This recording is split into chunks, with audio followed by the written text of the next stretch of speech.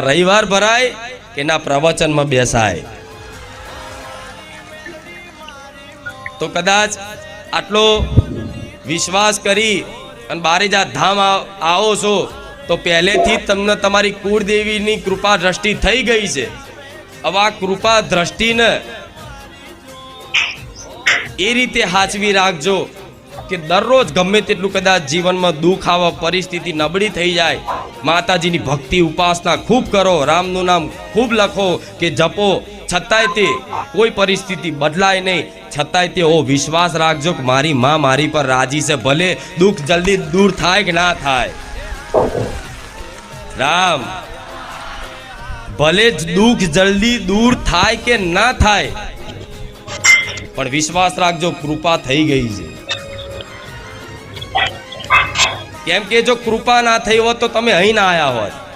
સાંભળ્યું હશે કે માતાજી તમને વસ્તુ તમારી આવશ્યકતા કરતા કંઈ પણ વસ્તુ વધારે મળે છે તમને જીવનમાં, તે તમારા હકનું નથી, એ બીજાના હકનું ભગવાન માતાજીની કૃપાથી તમને મળ્યું છે. જેથી તમને માધ્યમ રાખી ભગવાન ઘેર ઘેર કોઈને ભૂખ્યા રાખવા નહીં માંગતા. ભગવાનનો ઉદ્દેશ શું છે? કીડીને કણ અને હાથીને ભગવાનનો આ ઉદ્દેશ છે. આ ઉદ્દેશમાં જો કદાચ ભગવાનની માતાજીની કૃપા થઈ જાય, થોડું કદાચ તમને જીવનમાં ક્યાંક ને ક્યાંક બચત થતી જાય, મતલબ બચત ના થાય તો તમારી જોડે આ તો હોય જ ને. અમથા લોકો આજે પાન મસાલામાં રોજના 200 રૂપિયા વાપરી નાખતા હોય.